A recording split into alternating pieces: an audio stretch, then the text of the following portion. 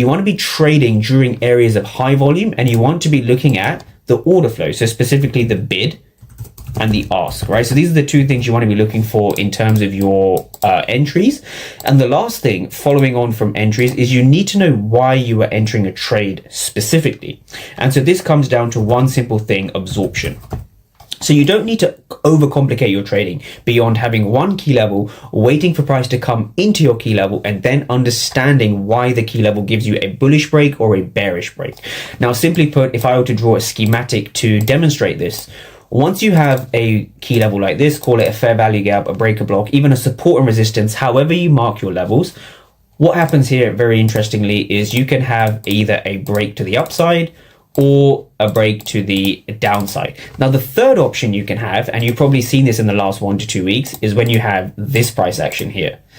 So when you have a range like this range typically occurs because of one thing, and it's down to this principle here, right? Volume.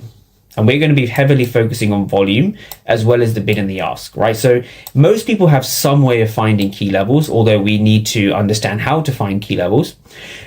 Where most people go wrong is the entry. So I was talking to a few traders recently, and some use sweeps, some use breaks of highs and lows, some use CISDs.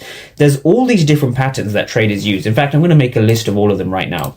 There's a lot of patterns that traders use, right? Market structure shifts, they use fair value gaps, they use I fair value gaps, they use breakers, they use CISD, they use sweeps of some kind, liquidity sweeps, even the basics of support and resistance, right? A lot of traders, they get so wrapped up in the day-to-days of which concept do I use and why should I use which concept.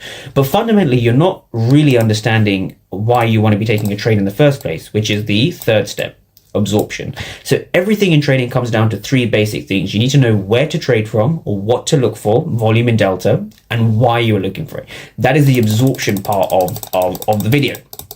So I'm going to be breaking this three-step process down into the most recent price action. So just to kick things off here, we have ES futures. Now, step one, you're looking to identify a key level. Now, how did I find this key level? So the way that I find my key levels is pretty simple, right? I look for previous day highs and lows, but more than that, I look at 15-minute FVGs, right? 15-minute fair value gaps. So here we have a 15-minute fair value gap here. We can see that in blue.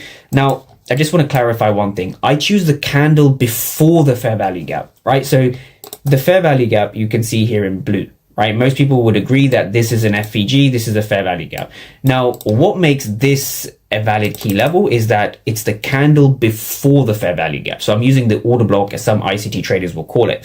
Now, why do I use the order block, right? The reason I do that is because I found from my data, from my testing, that a lot of the big moves, a lot of the start of the big moves happen inside of this region, right? So in other words, what you're looking for is you want to see price